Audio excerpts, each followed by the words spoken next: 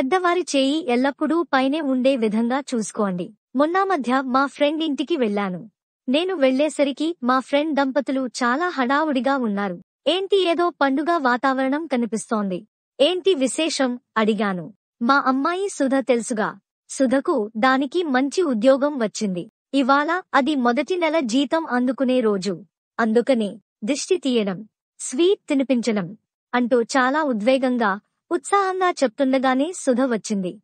వరండాలో చీకట్లో ఉన్న మేము సుధకి కనిపించము. లోపలికి వెళ్ళిపోయింది. సుధ లోపలికి వెళ్ళగానే నా స్నేహితుడి ముఖంలోకి చూశాను. వెలిగిపోతోంది. క్షణం తర్వాత లోపలి నుంచి మాటలు వినబడుతున్నాయి. తొలి జీతం కదా నాన్నగారికి ఇవ్వమ్మా.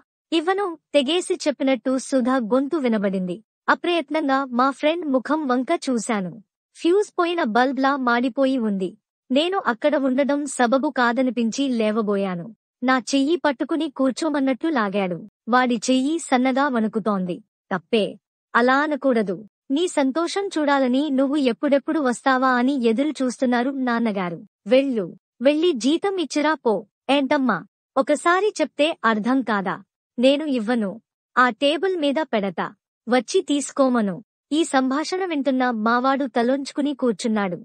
కళ్లల్లో నీళ్లు నిలిచాయేమో. చీకట్లో నాకు కనబడలేదు. లోపలి నుంచి చెంప చెల్లుమన్న శబ్దం. అమ్మా, ఛీ, ప్రేమ లేదు, కనీసం విశ్వాసం కూడా లేదే నీకు. ఏడుపు దాచుకోలేకపోతోంది తల్లి. అమ్మా, ఎంతసేపు నీ వైపు నుండి ఆలోచించడమేనా?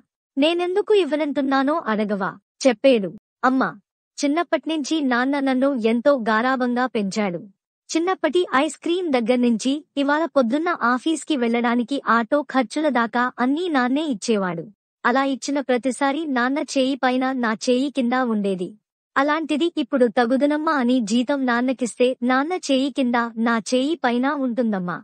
అది నాకిష్టం లేదు. నాన్న చేయి ఎప్పుడూ పైనే ఉండాలమ్మా. అందుకే ఇవ్వనంటున్నానమ్మా అంటూ భోరుమని ఏడ్చింది సుధ. అది విన్న మా ఫ్రెండ్ భావోద్వేగంతో, అమ్మా సుధా, నా తల్లి అని పెద్దగా ఏడుస్తూ లోపలికి పరిగెత్తాడు. వస్తారా అని చెప్పి మనోడి వంక చూశాను. కళ్ల నిండా నీళ్లు తుడుచుకోవడంతో కూడా మరిచిపోయి చూస్తున్నాడు. దీనివల్ల నీకేం అర్థం అయింది? మన కన్నా వయసులో పెద్దవారికి మన చేయి పైన ఉండేలా ఇవ్వకూడదు. దోసిలిలో పట్టుకుని వారిని తీసుకోమనాలి. అంతేకాదు, ఆ సర్వలోకాల సృష్టికర్త అయిన భగవంతుని పేరుతో నీవు ఎవరికి ఏమి ఇవ్వాలనుకున్నా మొత్తం నీ శరీరాన్ని, తలను వంచి భగవంతునికి కృతజ్ఞతాపూర్వకంగా ఇవ్వడం నేర్చుకో.